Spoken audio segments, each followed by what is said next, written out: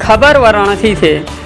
वाराणसी में भ्रष्टाचार के खिलाफ कार्रवाई करते हुए एंटी करप्शन टीम ने मड़ुआरी थाने पे तैनात एक दरोगा और एक हेड कांस्टेबल को 15,000 की रिश्वत लेते हुए रंगे हाथ गिरफ्तार कर लिया है। इन पर एक मुकदमे में पीड़ित को राहत देने के नाम पर पैसे की मांग करने का आरोप है। देखिए वाराणसी से हमारे संवाददाता विवेक यादव की रिपोर्ट।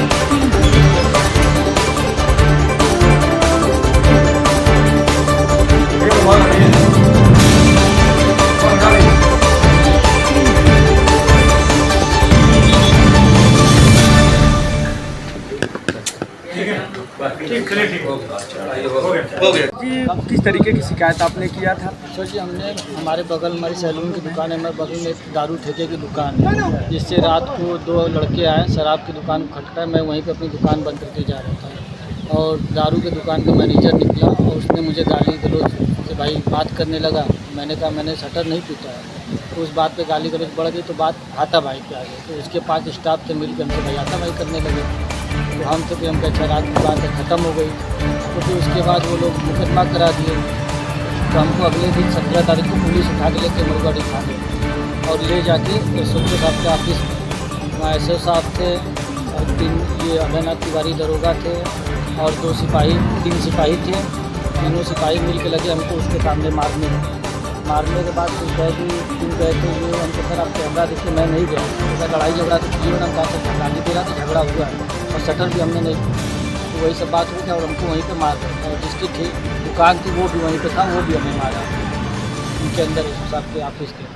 फिर उसके बाद वहाँ घटना हुई। फिर उसके बाद हमारी तलाशी ले गई जेब का। फिर एक बार तलाशी हो गई, फिर उसके बाद दोबारा तलाशी ले गई। मेरे जेब से गोली और बंदूक निकाल के रख दी कि ये तुमको धारा लगाएंगे गोली और बंदूक की।